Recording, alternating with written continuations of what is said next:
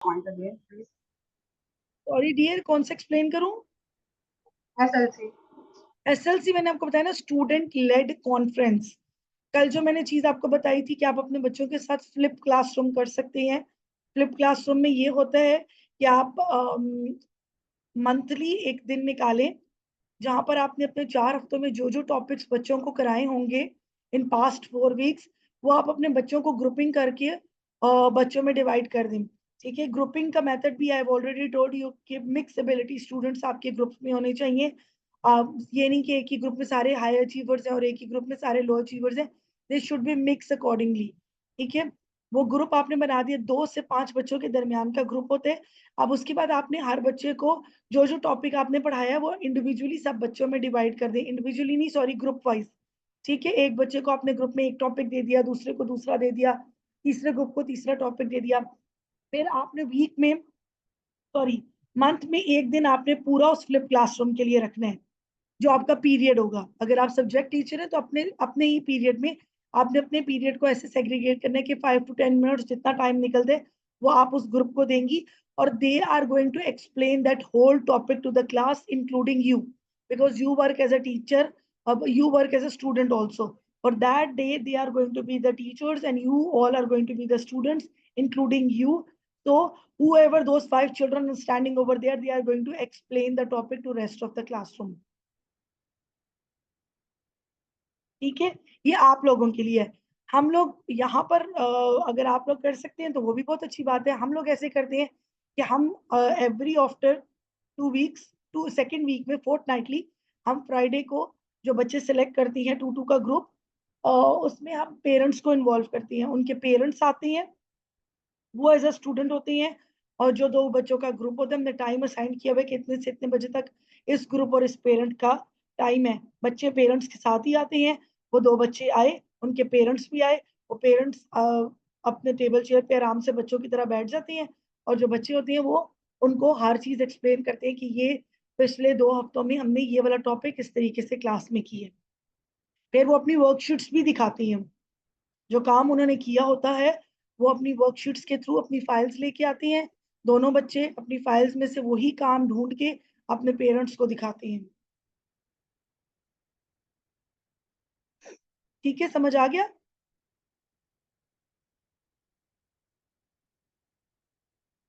Is it clear? Should I move further? जी ma'am.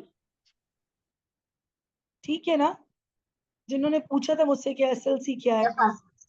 Yes, ma'am. Yes, ma'am. Okay, Thank you. Okay, these are programmes for early learners, EYFS। ठीक है, early year foundation stage, basically it's a British curriculum stage. Then Montessori method, everybody knows it very well. ECE, early childhood education, it's also an international method of teaching. Then Reggio Emilia, it's also a very famous international method of teaching, where that IB approaches, problem based approaches, inquiry based approaches, all these approaches come.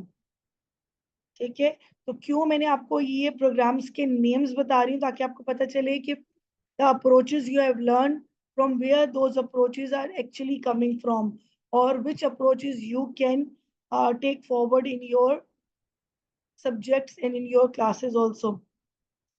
Regio media की approach के बारे में जरूर search कीजिएगा internet के ऊपर, YouTube पे इसकी बहुत सारी वीडियोज हैं। वो आपको बेसिकली बताती हैं कि how you are going to take a topic into the classroom। ठीक है ना? उसमें सारी इंक्वायरी बेस्ड लर्निंग और प्रॉब्लम बेस्ड लर्निंग आपकी सारी उसमें आ जाती है। Ofsted learning is also one of the other kind of inquiry based learning, और उसमें आप ये स्पेशल स्कूल्स होती हैं which are actually teaching the students with all the practical involvement in the work. Actually, these approaches I am talking about, for these approaches you can take for your autistic, ADHD or SEN children, ठीक है, special needed education children also, because ma'am ये programmes का ही जरूर है पाकिस्तान में, है ना, इससे रिलेटेड रेडियो मीडिया वाले जो उसके अंदर लास्ट 2 वाले प्रोग्राम्स तो पाकिस्तान में इंट्रोड्यूस नहीं हुए मेरे ख्याल से। नहीं, प्रोग्राम इंट्रोड्यूस की बात नहीं है, these are terms actually. These are the programs which are somehow somewhere you are using these programs. अगर आप inquiry based learning कर रहे हैं, अगर आप problem based learning कर रहे हैं, PBLs को introduce करवाया हुआ है, inquiry based introduce हुआ है, project based learning आपकी चल रही है, तो these are actually those programs. They are introduced by them, these people. Okay. ठीक है ना? आप रिजियो मीडिया की अप्रोच को सर्च कीजिएगा, कहीं we are using those in the classroom but we are not aware of from where these terms are coming from. आपकी आवाज सही नहीं आ रही. ठीक है ना? समटाइम्स ऐसा होता है कि हमें पता ही नहीं होता कि वो टर्म्स जो हम यूज कर रहे हैं वो आ कहाँ से नहीं है, क्योंकि जिनके पास ये नॉलेज होती है उनको भी नहीं पता होता. कहीं से सुन के एक चीज हम पर हावी कर दी जाती है. ये मैं एज अ टीचर आपको बता रही हूँ कि जब हम काम करते थे तो हमें इवन लेसन प्लानिंग के लिए उस टाइम ब्लूम्स टैक्सोनॉमी का लेसन प्लान होना चाहिए, उससे रिलेटेड आपका लेसन प्लान होना. वही चीज है, वही चीज हम बनाते थे. सिर्फ आई थिंक मैम आपकी वॉइस क्लियर नहीं है. अब आ रही है क्लियर? जी अभी ठीक ठीक है मैम. हाँ जी, वही मैं आपको बता रही हूँ कि हम प्लानर उसी तरीके से बनाते थे, लेकिन हमारी एक बहुत बड़ी वर्कशॉप वीकेंड्स पे बुला के हेल्ड की कि नहीं जी, न्यू वे ऑफ एरा है, मॉडर्न टेक्नोलॉजीज है और ब्लूम्स टैक्सोनॉमी की आपने जो है वो लेसन प्लान को फॉलो करना है. That was the same thing, literally was the same thing. We were basically following terms the हैं. थिंग. जी बेसिकली ये टर्म्स हैं. बेसिकली हाँ जी टेक्नोलॉजी टर्म्स. जी जी जी जी. These people actually introduced those terms. Reggio Emilia is also a famous term using in education. How modern and modified education is. Simply, these are the terms. Early learners, हम लोग भी वहाँ पे use नहीं करते, लेकिन they told me कि the classes you are using that is Reggio Emilia. तभी हमें पता चला, then we search about it, and mostly we are working on that. So these are basically the terms which we are using currently also, but we don't know, we are not aware of those terms. Okay, now moving towards the next, the important thing which I have discussed from so many days, that is the 7 areas of learning. Basically, what are the 7 areas of learning? Now, 3 are the prime areas which should be included in your every lesson plan. Okay, that I'm discussing according to the lesson plan.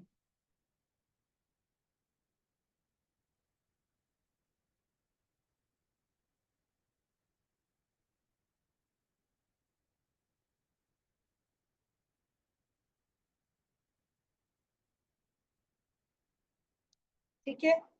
Now prime areas क्या है जो मैं बार बार बता रही हूँ? Your PSED, personal social and emotional development, PD, physical development, and CL, communication and language.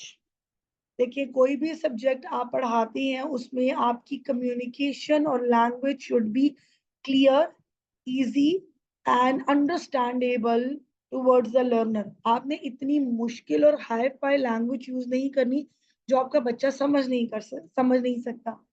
And if मैं कर सकती हूँ, ठीक है, तो आपने ऐसी लैंग्वेज यूज करनी है that is understandable for your learners. हाँ, अगर in case that language is for example Arabic language है, अब पाकिस्तान में स्कूल्स में अरेबिक लैंग्वेज भी पढ़ाई जा रही है, तो वो तो जितनी डिफिकल्ट है that you have to take, but still your explanation way should be like that it is easy for the learners to digest those difficult words, or they can also understand and they can learn those. So communication and language should be very important and clear, and it is in prime factors. ठीक है. PSCD में again you're making relationships, self confidence, awareness, managing feelings and behavior. ये सारी चीजें आपने note करनी होती हैं. क्लास का रिलेशनशिप, बच्चों का कॉन्फिडेंस, अवेयरनेस हो, self awareness and others awareness also. ठीक है.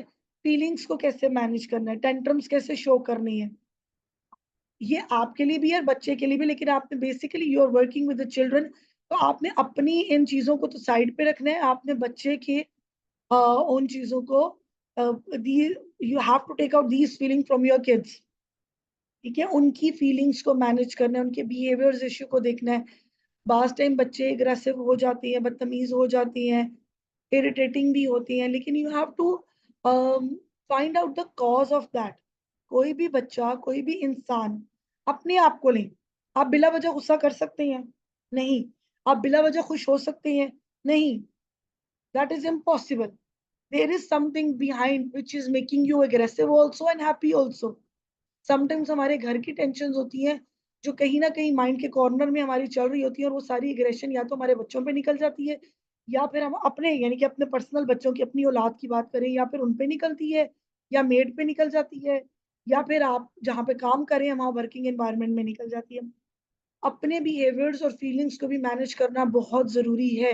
तभी आप अंडरस्टैंड कर सकेंगे कि दूसरा उस टाइम पे क्या फील कर रहा है, और दूसरे की ये फीलिंग क्यों है, और दूसरे का ऐसा बिहेवियर और एटीट्यूड क्यों हुआ है। ठीक है, अपनी भी फीलिंग्स और अपने भी एंगर मैनेजमेंट पे और इन चीजों पर काम करें, और दूसरे के लिए भी करें। जब कोई आपका फेलो भी, आपका पीयर भी आपको ऐसे एटीट्यूड्स और टेंट्रम्स शो करे, तो do try to find out what is the reason behind it. ठीक है, don't restrict yourself towards to only to yourself. It's not none of my business. Why would I bother? Okay, you have to be like that. You have to manage feelings and behaviors of others also and yours also. PD, moving and handling, health and self care also. जब physical development की बात आती है, उसमें आपकी physical development तो होगी, overall body होगी, because it it affects your physical and mental health also. But उसके साथ साथ आपने हेल्थ एंड सेल्फ केयर पे भी काम करना है। ठीक है, तो वो तो डेली लाइफ में हम लोग करते ही हैं, टर्म्स वही हैं, टर्म्स आपको बताई जा रही है, काम आप सारे वही करते हैं। Then communication and language, it should be very clear कि लिसनिंग जो है वो क्लियर हो। जो बच्चे आपको सुन रही हैं, they they have clear, you define the things very clearly to them. ठीक है, और उनकी अटेंशन को ग्रास्प कर सके। The most important thing in your communication and language, grasp the children's attention. Then understanding and speaking, definitely your speaking should be so clear that they can understand the things very easily. So these three are the prime areas which involve with every lesson. Either you are working with literacy, numeracy, UOW, EAD, whatever the lessons you are working, they all involve in that. Okay? Now comes to the literacy part. Literacy, अच्छा आपको तो नहीं, ठीक है। Literacy, basically when you are designing a literacy paper, a literacy assessment, a literacy work, keep in mind that there should be 4 things in that. Otherwise literacy का paper complete नहीं होता। आप ये कह लें कि अगर लिटरेसी आपने कंप्लीट कर ली है, तो no, it's not like that. These 4 things should be in literacy, either it's English, Urdu, or Arabic if you are teaching in your schools, if anybody is Arabic teacher over here. So literacy comes with these 4 major points. 4 major things are there to be assessed in literacy: reading, listening, writing and speaking. अभी reading तो definitely आप जब papers assessment design करती हैं तो आप बच्चे से रीडिंग सुन लेती हैं, आप वहां पर उसको रीडिंग की मार्किंग और ग्रेडिंग देती हैं। Writing, what ever that children is writing in that comes in that. ठीक है, जो भी बच्चा लिख रहा है डेफिनेटली आप उससे उसकी राइटिंग को भी जज कर लेते हैं, उसकी मार्किंग हो जाती है। Now how come listening and speaking comes? कोई मुझे बताएगा कि how in an exam, in an assessment you are going to जज the listening and speaking skill of a child or grade it?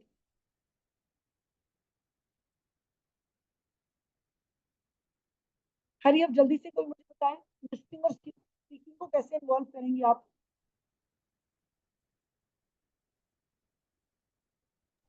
Ma'am आपकी आवाज सही नहीं आ रही। डियर, मेरा माइक तो बिल्कुल सही चल रहा है। अच्छा, मैंने पूछा कि लिसनिंग और स्पीकिंग को आप कैसे इन्वॉल्व करेंगे एग्जाम में? मैम मेरी बेटी के इंग्लिश का जब पेपर होता है तो उसमें उन लोगों का लिसनिंग का पोर्शन भी होता है उसमें। तो वो एक ऑडियो प्ले करते हैं and they have to listen that audio, और उसके अकॉर्डिंग उनको क्वेश्चंस गिवन होते हैं and they have to answer और on that sheet. Maybe उसके ठीक लिए है, उन्होंने बिल्कुल अलग से।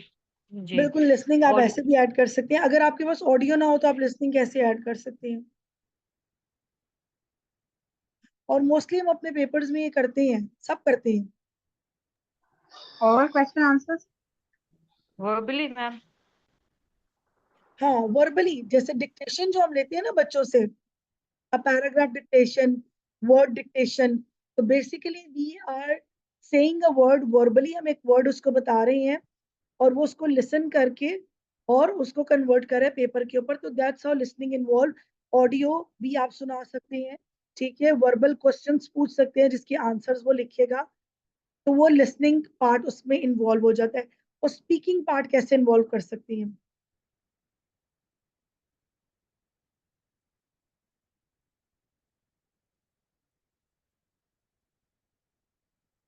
Can anybody think about that? How we are going to add speaking part? Ma'am same उसी तरह उनसे क्वेश्चनिंग करके तो they have to answer. Yes, ठीक है। और उसमें आपके पास चैलेंजिंग चीजें होनी चाहिए। अगर उस तरह से आप नहीं कर सकते तो you can give them any figure or something on the paper and then call like the way you calling for reading or dictation. Same way you're going to call the child to yourself, or you go towards the child, sit with the child and ask them about that picture. Okay, so what is this picture about, or what is the person in the picture, how many persons, so whatever the questions you can ask, or challenge the questions also. So whatever the speaking quality the child is having, that involves speaking. Okay, so listening or speaking is also must in the assessment and in your daily working में तो चलो आप listening और speaking add करते हैं, definitely बच्चे आपको सुनते हैं और आपको आंसर करते हैं, लेकिन assessment भी ये चीज मैम assessment। आपकी वॉइस क्लियर हाँ नहीं है। जी, मुझे वॉइस आज क्लियर। बिल्कुल नजर आ रहा है कि वॉइस अभी ठीक है। नहीं, अभी भी नहीं आ रही। अब आ रही है? आवाज मैम आ रही आपकी है मैम, लेकिन बहुत आपकी दूर वॉइस से कम आती ज्यादा है। हो रही है बार-बार। मुझे समझ नहीं आती, पता नहीं दूर से क्यों आती है। दूर बैठती हूँ तो क्लियर हो जाती है, पास आती हूँ तो खराब हो जाती है। Okay, then comes to numeracy. Everything involves in numeracy, तो आपको पता है नंबर, शेप, स्पेस, मैया, everything involves in numeracy. then UOW is basically understanding of the world। हमारे यहाँ UOW साइंस है, सोशल स्टडीज है, इस्लामिक स्टडीज है, जनरल नॉलेज है, and then computer sciences also. इसके अलावा कोई सब्जेक्ट है जो आप पढ़ाते हैं? मैम बस यही सारे सब्जेक्ट्स हैं। यही होते हैं ना? हाँ, तो what ever involve the world, understanding of the world in that ना, वो आपका यूओडब्ल्यू में आते हैं। हमारे यहाँ वो सारे सब्जेक्ट, ठीक है, science, social studies, general knowledge, computer sciences, Islamic studies, वो basically are the part of UOW. और EAD, expressing art and design, whatever the art and design involved in that, that is called EAD, which is exploring using media materials, mixed media materials, और being imaginative also। basically art को आप being imaginative ही रखें तो ज्यादा बेहतर है। जो भी टॉपिक आप बच्चे को दे, please tell them to draw it by themselves. Specially ये मैं प्री स्कूल के लिए भी बता रही हूँ। Don't draw the pictures for them and tell them to colour it, let them draw whatever they draw, जिस तरह मर्जी बनाए एप्पल, वो दैट इज देयर इमेजिनेशन। अगर वो उसको रेड कलर कर रहे हैं तो इट मीन्स कि वो एप्पल ही है, अगर ग्रीन भी करें तो भी एप्पल ही है, येलो करें तो भी एप्पल ही है, गोल्डन एप्पल भी होते हैं। तो don't stop their imagination, don't stop their creativity by giving them instructions that you have to obey what I am saying. Actually in fact arts में तो बिल्कुल भी मत करें। Don't stop their imagination in arts. ठीक हो गया? All these points are clear? Anything you want to discuss? Ma'am इनका पीडीएफ मिलेगा हमें? जी जी, पीडीएफ फॉर्म में मिलेंगी ये सारी चीजें जी जी हमें, जी जी जी जी मैं क्योंकि फिर भेजूंगी। इजी हो जाता है फ्यूचर यूज के लिए ना। जी बिल्कुल ठीक, बिल्कुल पीडीएफ फॉर्म में मिलेगा आपको। अच्छा, मैं सेशन 4 में से एक टॉपिक करा दूं 21st सेंचुरी टीचिंग स्किल्स का। अभी 20 मिनट्स हैं।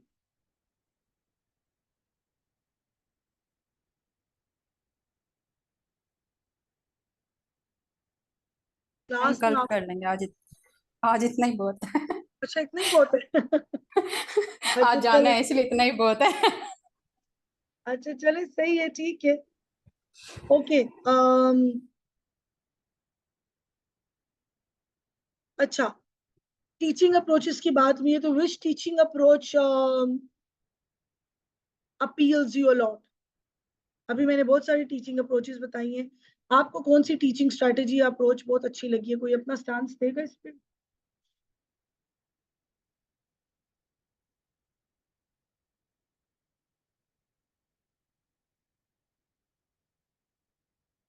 जी dear, few teaching approaches we have discussed.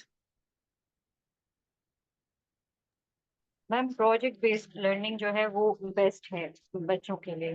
बिल्कुल बिल्कुल। Inquiry based, yes, inquiry based also very good. Flipped class, SLC हाँ, फ्लिप क्लास, एंड बिल्कुल फ्लिप क्लास तो बेस्ट है, आप इसको जरूर ट्राई करना। उससे ये फायदा होगा कि आपकी एक तो बच्चों की रिवीजन हो जाएगी, और आपको भी पता चल जाएगा कि आपके बच्चे कहाँ स्टैंड करती हैं।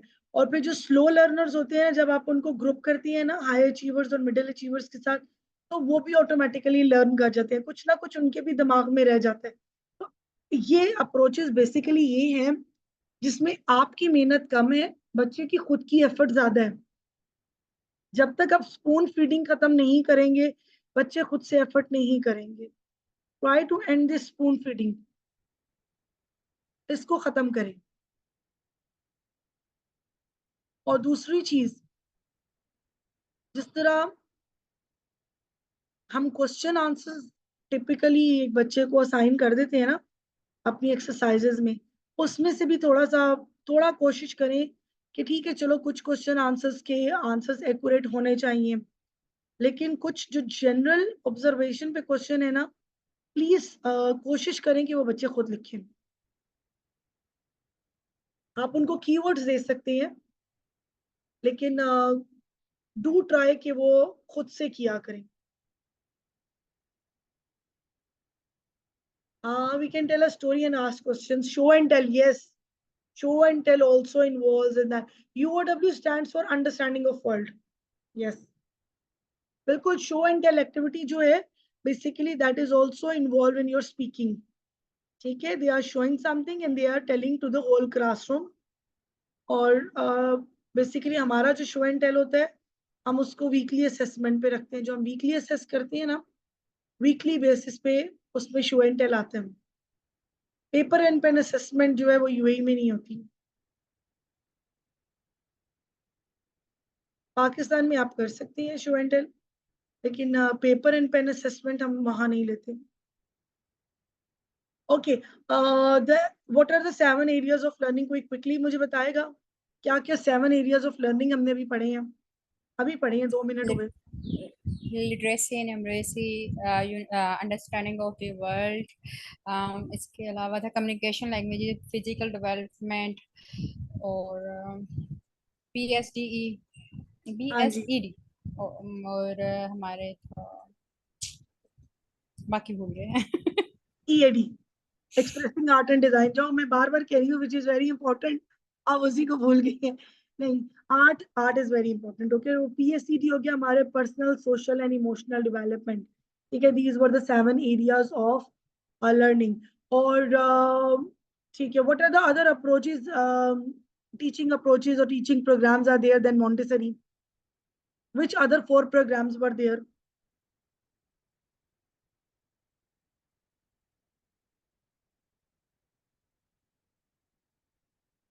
मैंने भी 4 प्रोग्राम्स आपको बताए हैं ना।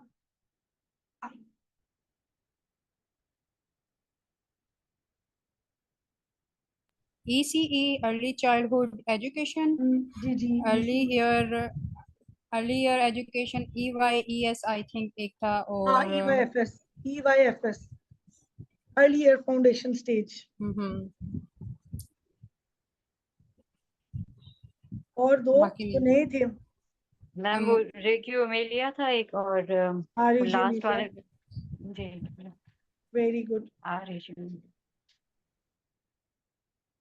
ठीक है, रेजियोमेलिया का मैंने आपको बताया ना कि बेसिकली वही अप्रोच है, it's a typical child centred classroom. ठीक है ना, जहाँ पर बच्चा जो है which is the child actually prioritise अभी the system actually prioritize children's creation, their exploration, and they collaborate with other students and foster their learning. ठीक है, बेसिकली इसका ये मकसद होता है कि it's a typical child centre classroom. ठीक है, प्रॉब्लम सॉल्विंग स्किल्स आपकी इसमें आ जाती हैं, आपकी inquiry based learning, problem based learning, project based learning, वो सारी चीजें इसमें आ जाती हैं। Where the child has to think and solve and inquire, वो सारी आपकी रेजियोमेलिया की अप्रोच में आती है। और ऑफस्टेट अप्रोच में भी आपकी जो है वो उसमें जो है बेसिकली जो देखा जाता है वो physical development, personal, social and emotional development और उसके बिहेवियर और एटीट्यूड्स को देखा जाता है कि how you are going to study those also. ठीक हो गया, आज के लिए इनफ है। अच्छा, और कल का टास्क भी मुझसे किसी ने शेयर नहीं किया।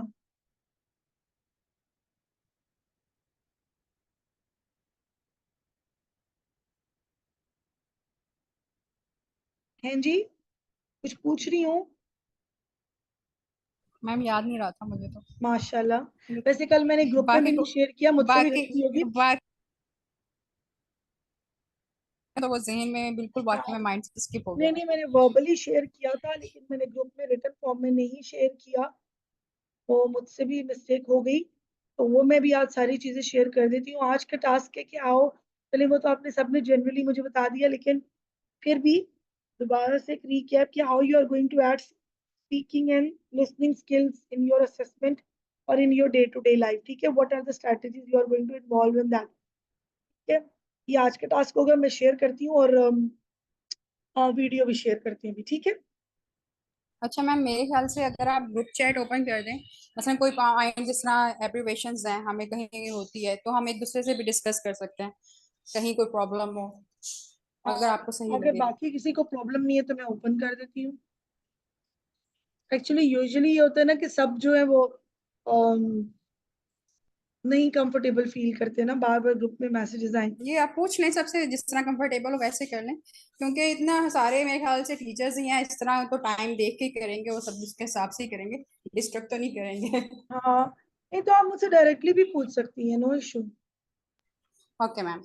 हाँ, मैं उसमें कोई बिल्कुल नहीं है, इंशाल्लाह ताला जब भी आप मुझे मैसेज करेंगे you always find me there, until और अनलेस मैं बिजी ना हो। लेकिन जैसे ही मैं फ्री होती हूँ